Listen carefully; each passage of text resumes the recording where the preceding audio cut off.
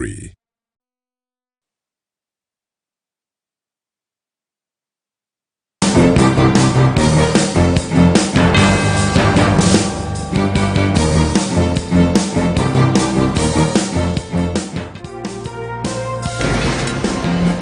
A very warm welcome to you wherever it is you're tuned in from Kenya, East Africa and around the world. You're right on time for Business Cafe on KTN News, the only name in business. My name is Brian Jozotieno. We have a lot lined up for you, of course, on the agricultural front. And today we'll also be talking about scrap metal ban. 34 minutes past 9 a.m. East African time. We are coming to you live from Nairobi.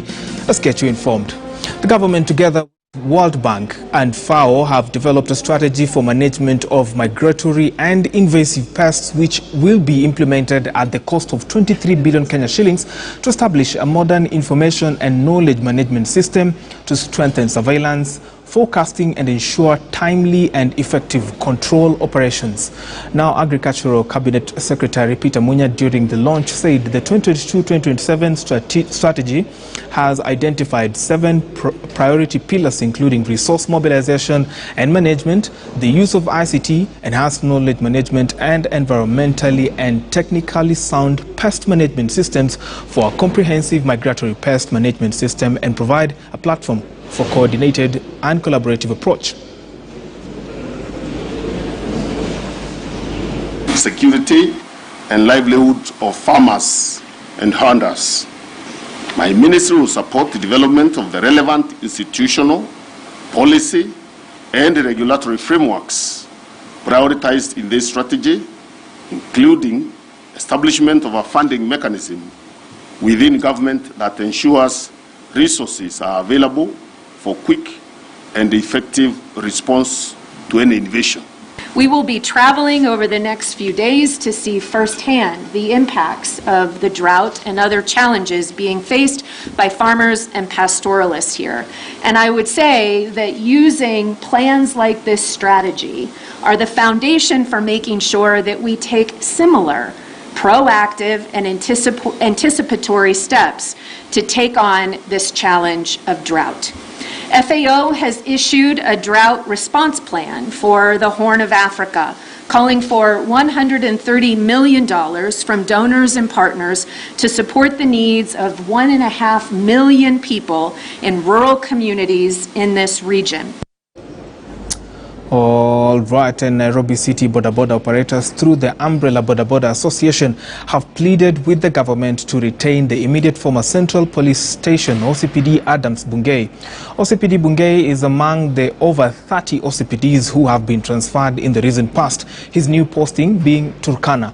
Through the chair of the Umbrella Boda Boda Association, Chair Thomas Lesartin, the association wants the OCPD reinstated to Nairobi or promoted for his exemplary work in averting crime in Nairobi. Take a look. We heard of transfer of OCPD of Central Police Station, Mr. Adamson Bungei, and since he came here, we have seen a lot of stability in terms of security in the CBD. Wakora wote wale walikuwa wanaibia simu, wananyang'anya wamama vibeti, zote zimeondolewa. He has embraced us with all the OCSs ambao wamekuwa hapa town, wametushikilia na wametufanya tuonekane kwamba we are important in this CBD.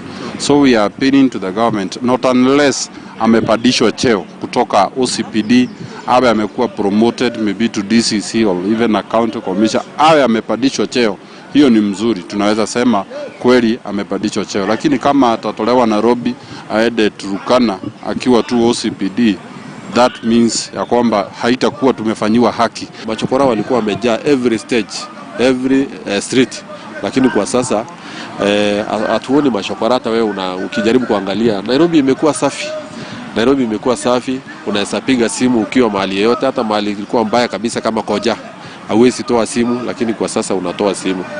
Kitu ile tulibakisha na Bwana Adamson Bungei, na ndio maana tunasema abaki. Tulibakisha wale watu ambao wamefamia town, watu wa bodaboda wenzetu wamefamia town wakiwa wengi sana, na wale watu ambao si registered bodaboda. Wale ambao wako registered hatuna shida na wao. Wale ambao wameingia town na wameingia kwa ile utulivu sisi wenyewe tumeweza kulete, hawa ndio tuko na. Very well. Owners of small and medium enterprises, also known as SMEs, are skeptical about what the future holds for them following the devastating economic effects of COVID-19 pandemic on their businesses. A latest report from Africa 118 in partnership with Geopol shows that SMEs are still trying to recover lost revenue as a result of disrupted business environment. We've seen that they are quite, what I would say, cautiously optimistic of how this is going to pan out in the long run. And part of the reason is because we've seen the nature of the financing that these MSMEs find available to them is mostly pegged on the owners as opposed to variety of funding. So most of the time then the effect is quite dire to them. Yeah, we've seen the amount of cut down on the number of employees, still not back to where it was before the pandemic.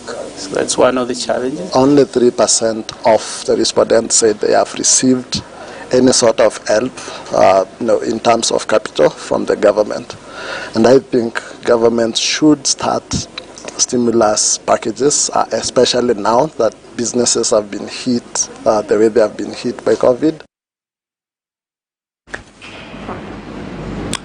Very well. So we had promised you that we're going to talk about metal dealers and the plea that they're making out to the government following that ban by President Uhuru Kenyatta on the trade of the same.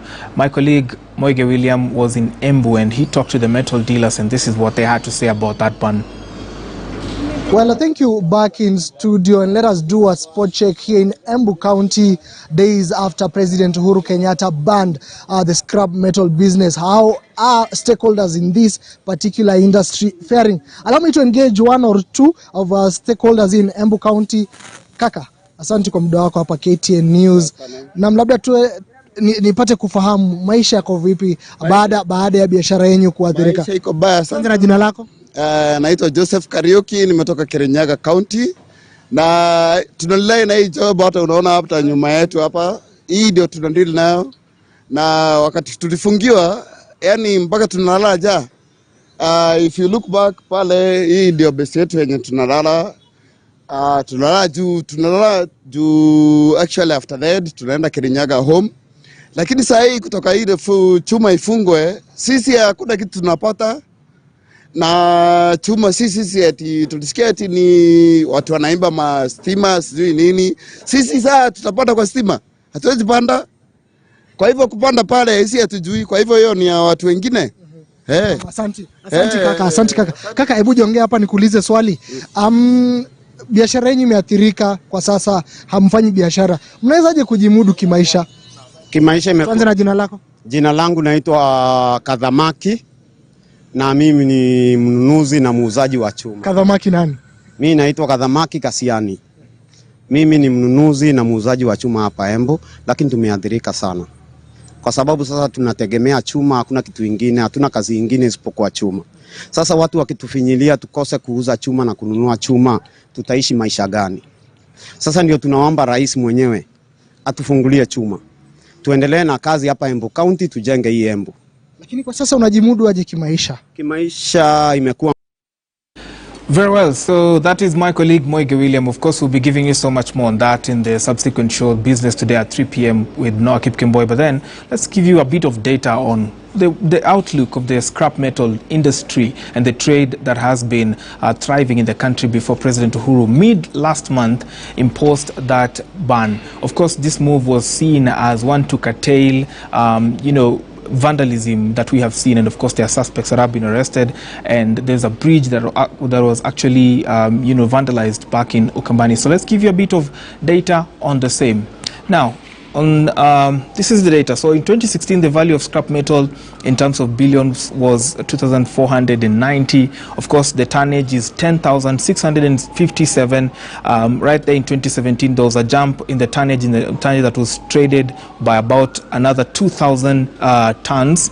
And of course, the capacity kept on increasing. In 2018, it was at 14,211.70. Then it slowed down a bit in 2019 to 12 12,726.70, and then in 2020, which is the last data that we have, was 12,462, valued at 3,082,000. Of course, the total is at 62,705. Let's give you a bit more. This is data from Kenya National Bureau of Statistics. Let's give you a bit of more on that. Very well. Okay, very well. Let's now get to that interview with the Kenya Iron and Scrap Metal Association's chairperson, Evans Ganga. He joins us via phone. Evans, good to hear from you. Now, in light of the vandalism that has been going on in the country, do you support the scrap metal ban by the president, Evans? Thank you. I do not support the ban. What I support is streamlining the industry. I want to correct you first. The narrative of scrap metal is a colonial narrative. When they were registering the dealers then. Right now the narrative is scrap, the metal recycle industry. That is the narrative currently. And hello? Hello? We can hear you, Evans. Go on. Carry on. Okay. But we do not support the ban, but we want to streamline the industry.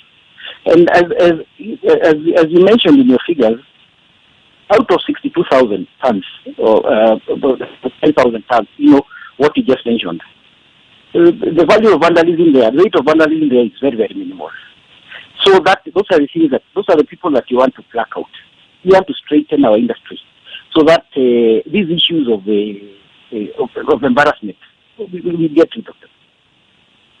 When you say there's comparatively bigger magnitude of effect with regard to the vandalism that we are seeing, how many people have been affected, and what are the volumes of trade that have been affected by the ban? We are talking about one thing is in terms of resource. We are talking about 2 million worth of human resource. We are talking about from 200 to 500 million worth of turnovers every day. So you can imagine that type of business, the people that, the families that it's catering for. So the level of both human resource and monetary resource is very, very high. Right now, as you're speaking, people are suffering so much. There are kids who've been sent away from schools. You heard the gentleman say, this is their lifeline. So what do you expect of us? I hear you. In your own sentiments, the move by the president was reactionary. What then would you recommend as an association chair? I would recommend the president calls us. We have a meeting with his people. We have already given guidelines that we feel that they should be followed so that our business can return to normality. One thing is licensing. For a long time, even during the 70s and 80s, licensing was purely done by the police, the trade ministry, and the county council. For example, the police, you could not have gotten the license if you didn't have your fingers taken. That's like what they do at the CAG now. The trade ministry used to come to every business to inspect whatever the dealers are buying. So these are the things that we feel should come back. And these are the guidelines that we're giving to the government. Talk to us as stakeholders, we sit down and see the way forward. And we definitely know that we are going to get to a point whereby the government is going to revert us back to business. Well, thank you so much, Evans Ganga, right there, the chairperson of Kenya Iron and Scrap Metal Association's dealer, the chairperson of the association right there. We have been speaking to him on the state of the ban and the effect that it has on the economy right now. He says about 2 million people in the human resource that are transacting in scrap metal on a daily basis have been affected by that ban, and we hope that an amicable solution will be arrived at soon. Now, on this week's episode of The Innovator, we focus on a startup that is enabling access of emergency services like security and ambulance services for healthcare. Here then is this week's episode of The Innovator.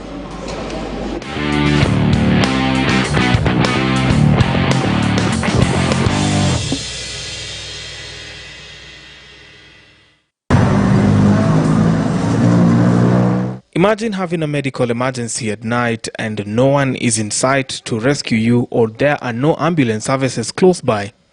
Worse still, imagine getting caught up in a robbery or being mugged and the police are nowhere in sight. This challenge could be a thing of the past thanks to Samuel Karonji's innovation dubbed Swift Response. There's so many cases of theft and robbery in the country.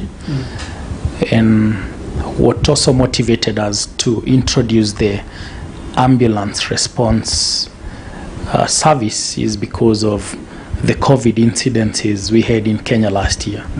We all remember we lost so many people that could not get to the hospitals on time. The app is available on both Android's Google Play Store and on Apple's App Store.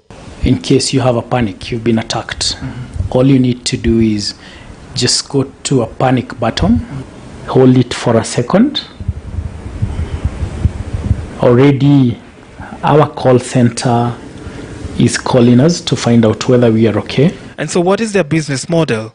So at the moment, we are only charging Kenyans 2,000 shillings for the whole month. It's a subscription. Okay. So you never know when you're going to get attacked. You never know when you're going to collapse and need medical attention. You never know when you're going to get an accident. But is there a market for this product? 1,300 customers already on the system. We've taken 2 years to test, and now the solution works perfect. But does the app have a future? We're looking at providing fire response to the people in every counties. So we shall be talking to the Council of Governors to partner with them on the firearm response. We at the moment in conversation with private fire response companies, and we believe we shall solve a very big problem we have in this country. For the Innovator this week on KTN News, I'm Brian George Otieno.